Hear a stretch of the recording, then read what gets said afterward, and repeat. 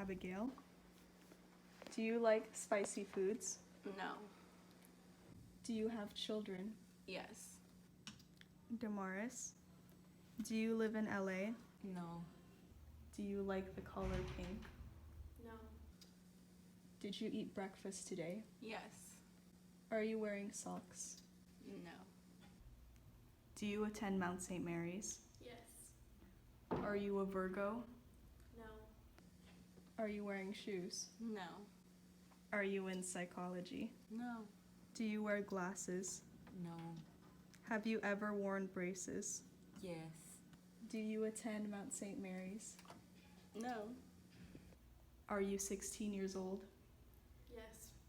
Have you ever worn braces? Yes. Do you know how to write in cursive? Yes. Do you live in LA? No. Is your major biology? No. Did you eat breakfast today? No.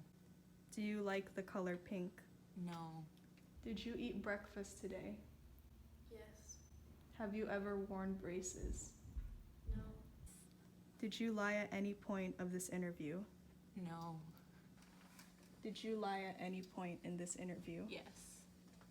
Okay, so they actually did lie. But how can we tell if someone is really lying? Deciphering lies are usually up to lie detector tests, usually used in criminal cases or the popular Vanity Fair series.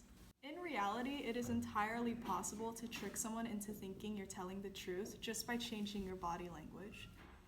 However, this practice is not for the faint of heart, but if done correctly, you can beat a lie detector test. But first, we have to ask, why do people lie? Generally, I think people lie because they want to protect themselves and their reputation from any consequences that they may suffer from lying. They do not want people to judge them or be angry with them, so they lie. So body language is a large giveaway when someone is lying. It can even include them avoiding eye contact and turning their body away from the person that's questioning them. Sometimes they start to sweat and their facial muscles even get tense and they can be fidgety. So we must ask ourselves, is it possible to beat a lie detector test? The formal name to a lie detector test is a polygraph. A polygraph measures a response to a stimulus. The question being the stimulus and the way your body reacts is the response. A polygraph records your pulse, breathing, heart rate, and galvanic skin responses. Your reaction is measured in 3 different ways.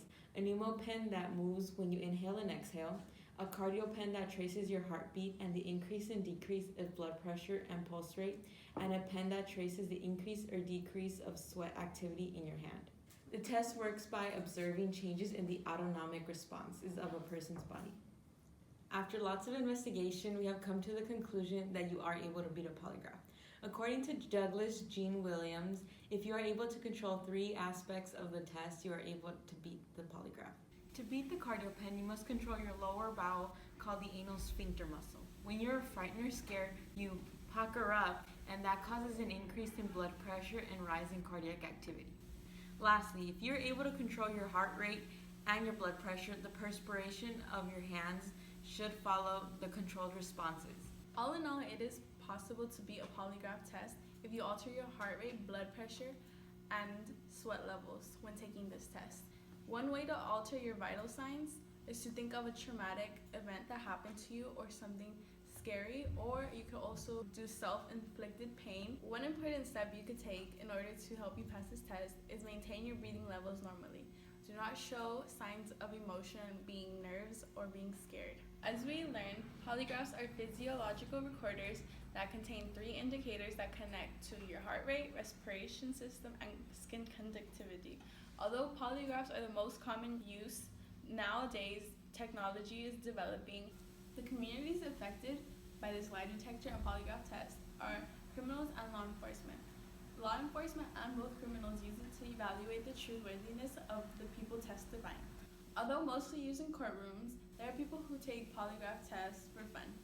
Ex-Oklahoma police officer Douglas Williams ran a website where he informed people how to beat the lie detector test. In the United States Supreme Court, United States versus Skeffer, it was ruled that evidence found when using a polygraph test was inadmissible when presenting a defense against a military member, due to the fact that it is unconstitutional and does not allow them to present a defense.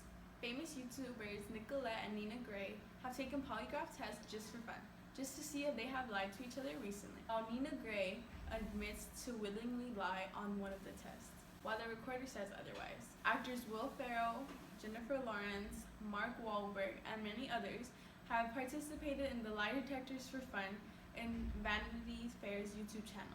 During an interview for CNN, Stormy Daniels was attached to a polygraph when asked a series of questions, including if she was sexually engaged with President Donald Trump. As a result, lawyers and prosecutors didn't believe either Stormy Daniels or President Trump, despite have taken the lie detector test. Today, we learned about polygraphs and their functions to detect lies through our bodily happenings. However, it is possible to beat a lie detector test. By learning to control our body language and what triggers our response to showing that we are lying, we can trick others into believing what we say. There is no doubt that people do lie, however, some people are just better at hiding it than others. Author Patrick Rothfuss once said, "The best lies about me are the ones I told." Also, author S.E. Hinton stated, "I lie to myself all the time, but I never believe me." It's important to remember the notable complications that lying comes with, and that although we have tricked someone into thinking we are telling the truth, we always end up lying to ourselves.